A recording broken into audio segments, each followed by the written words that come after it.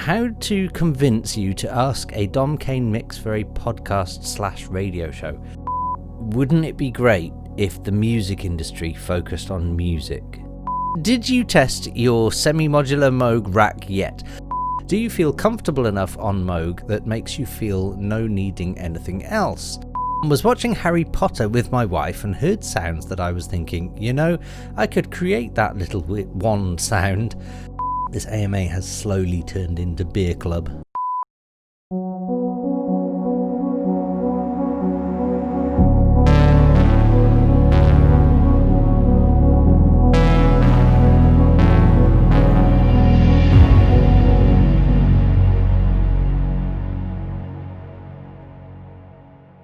Hey guys, welcome to the Kane Audio vlog. It's Friday, it's time for another Ask Me Anything.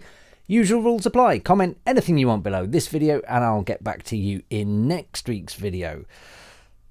Before I look at last week's video, is there any house admin? I'm not sure that there is this week.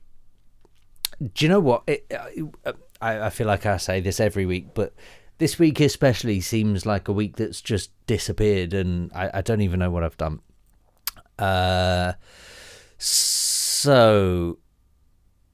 Now, yes, there is a couple of things. First of all, the Spotify playlist 5302 Electronica has been updated because I've literally just done that before hitting record. I can tell you there are new tracks from Funky Porcini, Polynation, Worried About Satan, our good friend Atlas, our good friend Echo. There are various people. Neil Cowley is a new entry, I think, for the playlist. So if you don't already follow the playlist, it's just, how do I explain this playlist? It's kind of based around the 5302 Recordings record label, just stuff that we like, I guess, is what it is. Usually kind of blissful, clever sound design, hopefully. Give it a follow, give it a listen, it's free. Aside from that, the only other thing I wanted to say is that Bandcamp are running a campaign, October the 2nd. That is, if you're watching this video on the day of launch today. I filmed this on the Thursday, so it's currently the 1st, so tomorrow is the 2nd, and if you're watching it on the Friday, then it is now. They are waiving all fees for any producers, so if you buy somebody's single, album, whatever, download, then that artist gets all of those royalties.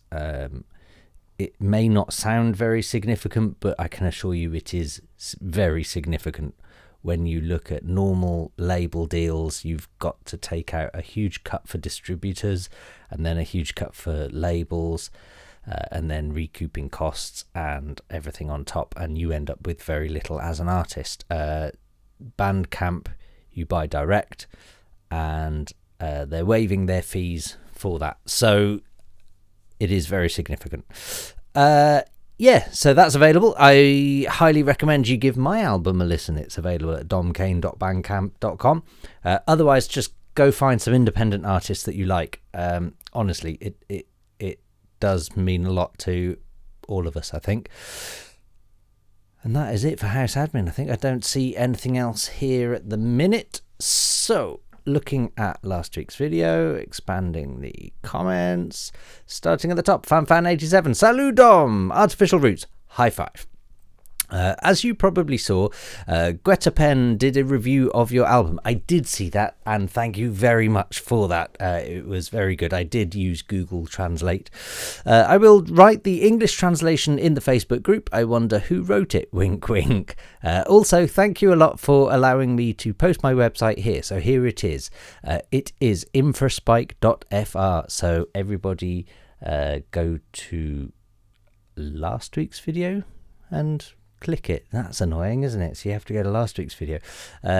If I remember in the edit, I'll drop a link below this video. So time to the most waited moment, the questions. 1. How to convince you to ask a Dom Kane mix for a podcast/radio show? Good question. Honestly, just ask me. I'm quite open to doing mixes for podcasts and stuff. I think generally I try not to do too many of them each year, week, month, whatever.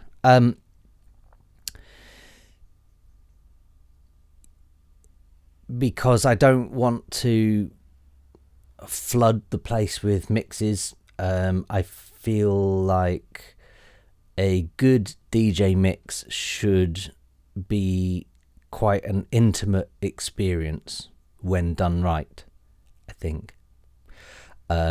So for that reason, I tend not to do too many. I know that there are a lot of DJs out there who sort of, do one a week or whatever, and that's fine. That's not a problem. It's just not for me. So long as I don't have any others racked up at the minute, then I tend to go with it anyway because I like doing them. Who doesn't? So get in touch if that's what you want. If the music industry has to change one rule, economical, social, ... in its system, what would it be? I should have read this beforehand, shouldn't I? I don't know is the honest answer.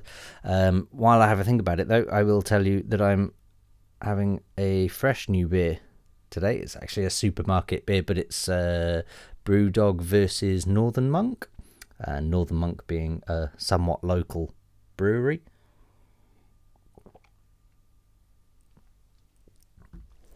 And it's called the Vermont Sessions, I think, and it's actually very good. Yeah, I don't know. If the music industry has to change one rule, economical or social, what would it be? I don't know if it's a rule necessarily, but I do think something that needs to change in the music industry, and this is going to sound silly, but wouldn't it be great if the music industry focused on music? I feel like all too often music is a byproduct of the music industry. It's just something that we do, from whether it be labels or artists or whatever, just music seems to always come last. And I get that, we are in ourselves a business. I get that record labels are a business. I get that we all want to try and make some money, and wouldn't that be nice? But let's be realistic. If I really wanted to make money, if that was my number one priority in life, was making money, then I really shouldn't be in the music industry. If I think that's in my top 5 things in life, making huge amounts of money, don't get me wrong, I would love huge amounts of money, but I don't think it's in my top 5 things. And I guess this is advice to any new music producer or budding producer out there, or DJ, or whatever it is you want to do in the industry. If making serious money is in your top 5 things, then get out the industry now, because there's a 95% chance you won't make any money. I hate to say that, but that's the way the industry is. So off the back of that, it's amazing how many record labels will sign a track from you because you're associated with something, or because you're sponsored by such and such brand, or because you have X amount of followers on Facebook or Instagram, and they will sign a track from you before they've even heard the track. Equally, labels will not reply to your email based on how many followers you have, or whether you talk the talk or walk the walk, or whatever it is that they're looking for to make money. And I feel like that's an odd thing for an industry, for a music industry, to not spend enough time on music. It just seems like an odd thing to do. And I think One thing I will say that's hopefully a bit more positive than that, because that probably sounds really depressing. 10 years ago, maybe 15, but not quite 15, but definitely 10 years ago was where it really started ramping up. I guess with the growth of things like Facebook and Instagram and stuff like that, it got to a point where, promoters would really only book you if you had X amount of followers or whatever on social media, which is why people then started buying likes and whatever. Similarly for YouTube, I think it got out of hand where people were doing daily vlogs on nothing, and you can still see idiots posting videos daily that just have zero content. Don't get me wrong, there are some vloggers out there who do daily videos that are amazing. Casey Neistat, for example, I love watching his videos. I feel like I'm having a deep perspective on his personal life, even though I know I'm not. I know it's just short stories he's making, but I think they're fantastic short stories. But it's incredible the amount of. I think YouTubers is probably a great example where, the thumbnail is always them in a Ferrari and the big text saying "I crashed my car" and then a picture of them crying in front of a Ferrari. And in fact, it wouldn't say "I crashed my car"; it'd be "I crashed my Ferrari" or "I crashed my $200,000 Ferrari," because you've got to fit money in there somehow. And then you watch the video and it turns out that they spilt a cup of coffee or something. I don't know. My point is that music seems to be one of the last things people think about in the music industry, and I think that's a very sad state of affairs. But I think we're over the peak social media thing now.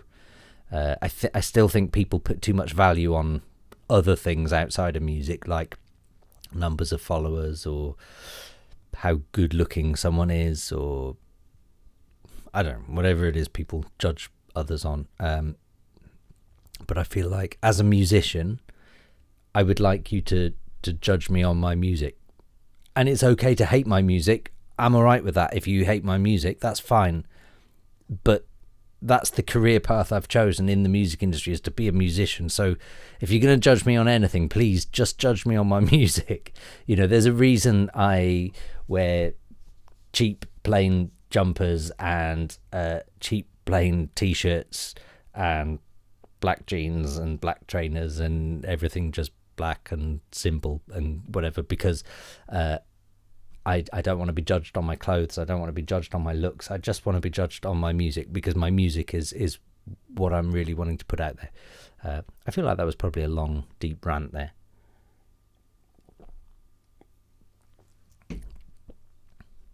There we go.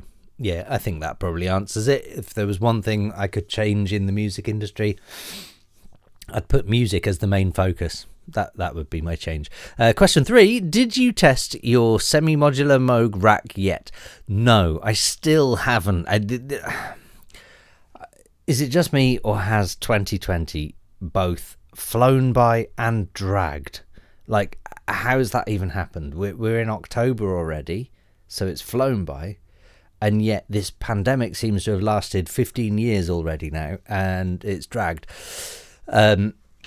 I hate to say this. I really hate to say this, but those semi-modulars sat there right now have just been sat there looking pretty, collecting dust for the last, I don't know, how long have I had them? A month? Yeah, something like that. I think, what with building this studio, so I'll give you an example. Today is probably a prime example. So anybody who watched my building this studio series of videos will know that I moved, or in fact I dismantled 2 sheds and rebuilt 1 shed and then built this place and blah, blah, blah. So today I did various little odd jobs because I had some time to myself, where I would love to have been playing on the Moog, but what I actually did was drilled some holes in the house and tidied up some cables. I put up, can you see there, my Artificial Roots CD I framed and had a little plaque made and everything, as it's the first release for my record label and my first proper album. So I wanted a framed copy, so I put that up. I have replaced some battens on a shed. I've done bits and pieces, still tidying up. So so I've done so many big things this year during quarantine, like building this studio, that there's now a million smaller things that need doing. So any free time I get is kind of used up doing that. Plus, of course, I think long-term viewers of this channel will know that I have my son, and he takes a lot of time up as well, but that's a good thing. So yeah.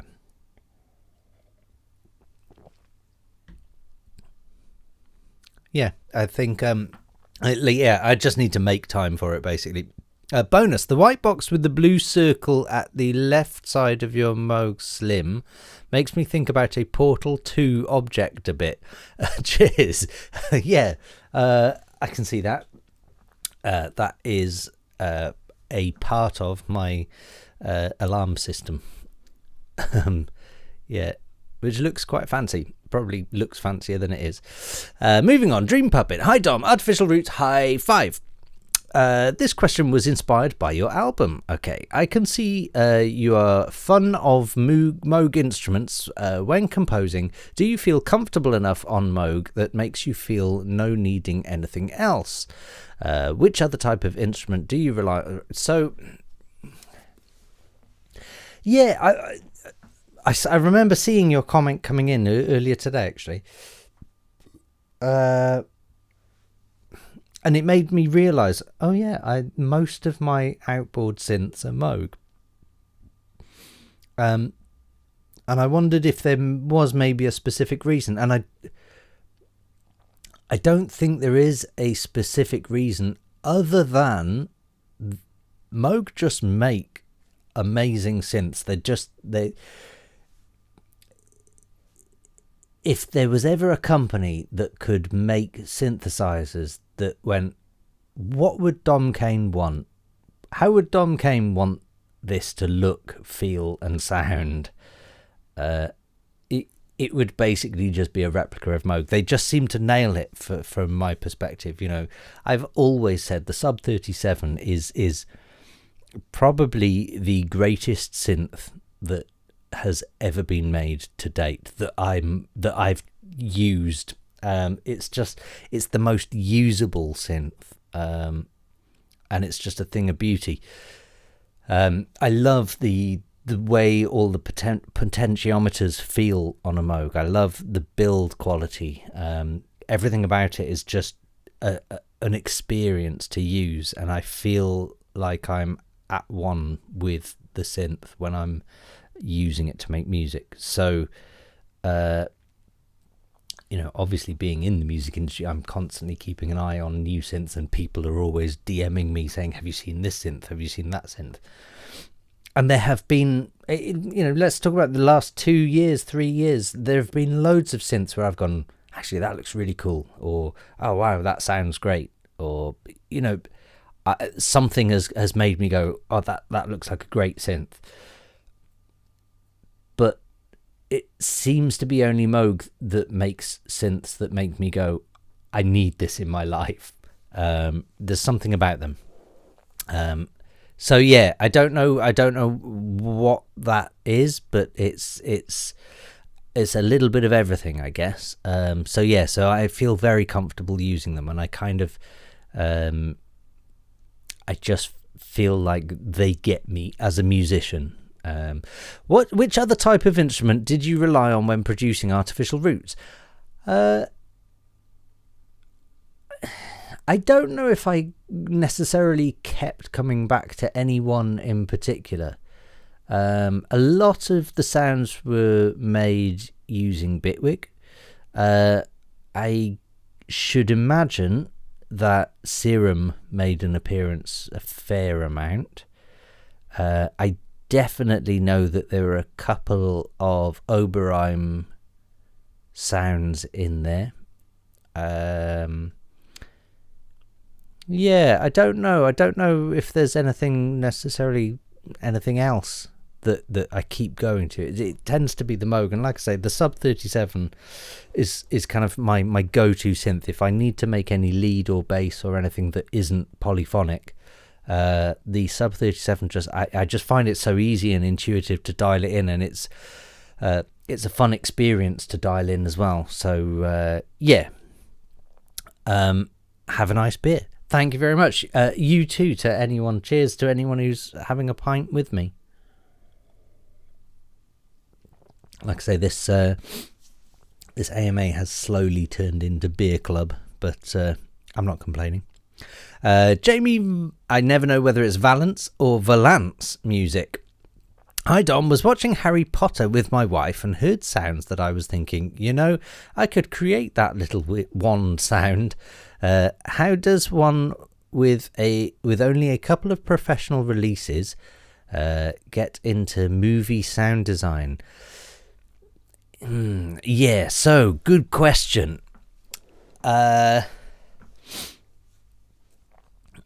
honestly don't really know how you would get into sound design for film without applying for jobs within sound design studios, and I think that's probably the hardest part out of all of it. You will have, for example, attached to places like Pinewood Studios, there will be sound design and Foley studios that will do regular work for certain film production teams and whatever, and I guess the best way would probably be if you were to look up on IMDb and always keep an eye on the credits of whatever it is you're interested in. So let's talk about sound design for films, and well, you mentioned Harry Potter, so run with that. So have a look at what production teams made Harry Potter and who did the sound design. If it's just a person that did the sound design, then find that person on Facebook, LinkedIn, whatever it is, and give them a follow and just see what goes on. If it's a sound design team, do the same, I suppose, but also you've then got an idea of who did the sound design for that film. But also have a look at who produced that film and have a look at what other films they produced and see who did the sound design for those films, because you might find, let's say, was it Warner or Universal? I don't know. I'm going to say Warner, but let's say Warner, for example. You find a film, it was produced by Warner, then have a look at other films produced by Warner and see, you might find that there's a couple of sound design production audio teams that keep cropping up. Because what generally happens is, if I, shot to Fame and Fortune tomorrow, I would probably use the same teams that I use now for whatever it is I need. So, it's fair to say that if someone like Warner makes a very successful film and the sound design was done by X, Y, and Z, then they're going to use X, Y, and Z again and again. And that's generally how it kind of works. So I guess it's a case of finding out who those X, Y, and Z teams are. And then, either they come up with jobs available and vacancies, or they might subcontract to other teams, and in which case, I guess it's a case of sort of working out who's who in that part of the industry. It's not an easy thing to get into, I'll tell you that much. And then I guess it would be a case of finding someone who is, say, a senior producer or a senior sound designer for one of those teams and getting in touch and just seeing if you can assist.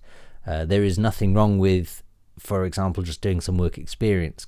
Go down there for a week unpaid, and obviously if you can afford a week unpaid and wherever it is. I have known producers who have basically just gone, I want to go into this industry, I'm going to contact this studio, and I'm going to offer myself for free for a week just to assist on a couple of projects. And, you know, in that week, they become friends with whoever owns the place or whatever. And you know, I guess this is kind of advice for anyone who wants to get into any position in the music industry. I've always said, it's not what you know, it's not who you know, it's who knows you. And that's kind of the important bit. It's about getting yourself under someone else's radar. It's about getting yourself into a position where the right person is going to see you at the right time in the right place. So you've got to be careful with that. You can't just run up to someone and go, look at my work, this is my work, give me a job, you know, because that might put them off. But it's about being in a position where perhaps the right person turns around and goes, we could do with a new sound designer, and you go, well, I can do that. I guess that's probably the best way. Another way, actually, talking about sound design for film, another friend of mine who has done some good film score stuff. I went to university with him, and he worked with some of the film students and did and was kind of introduced through lecturers, but was kind of introduced and to who the I think two guys who were basically top of the class for film or animation, I think it was. And he said, look, let's collaborate, let's do something. So they were working on their final project animation. He said, I'll do the music. So he did the music. That animation then got submitted to a couple of film festivals and did okay. And then they eventually graduated, or everyone graduated, and that was that. He thought the rest was history. What actually happened then was these guys, because they were top of their class and because they were good animators, they quickly got into a good company working on animations. I think they got their first proper project doing something for the BBC, and my friend was then asked, or they got in touch with my friend going, can you do the music, because you did a great job last time. So I guess that's another way, is look at, and again, this is advice for anyone who wants to get into any position in the music industry, have a look at students who are top of the class or top of the field in whatever area it is you want to be in, because they're the guys, they're the next generation, they're the guys who are going to be top of the game at some point in the future, depending on how good, could be any time soon.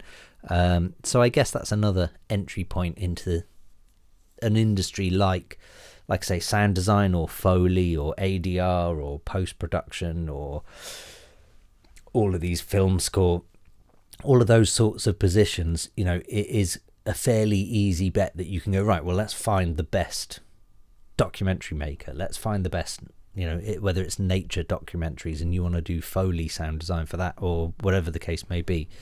I think that's probably the best way of doing it, in my opinion. Much love, and to you.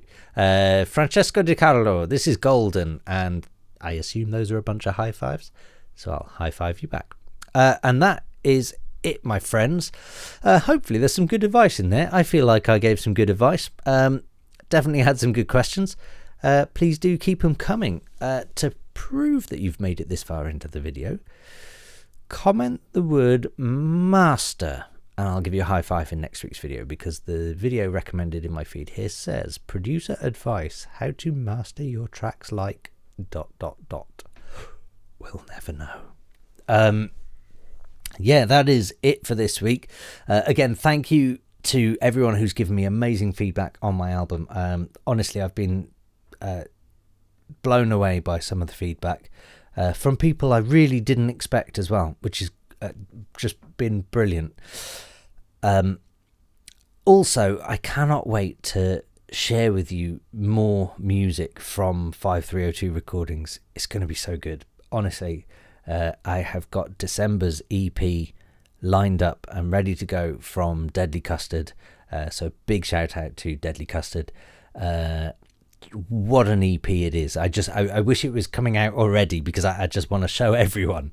And I feel like that's the way this record label is going to go. I just want to show everyone this music. And in all honesty, if I'm being totally honest, I haven't felt that way about much music for a long time. I've been fine. Like, I've known there's been great music out there for a long time. But my camera had to run out there, didn't it? Yeah, I don't even know what I was saying. I was getting really passionate about that as well. Look, I'm just saying that I'm super excited about 5302 and see where it goes in the future. I have already recently had some fantastic conversations, some fantastic feedback. I'm signing some amazing EPs, and I can't wait to show you all. Yeah, that's all I can say, really. Cheers to that. Yeah, thank you very much for listening or watching or whatever it is you do. In fact, if you're listening on Spotify or iTunes, I apologise that I seem to basically forget to upload these for about 8 to 10 weeks at a time, and then they get bulk uploaded. But you should head to YouTube and watch them in real time. Yeah, there we go. That is it, my friends. I will see you this time next week. Cheers. Have a good week.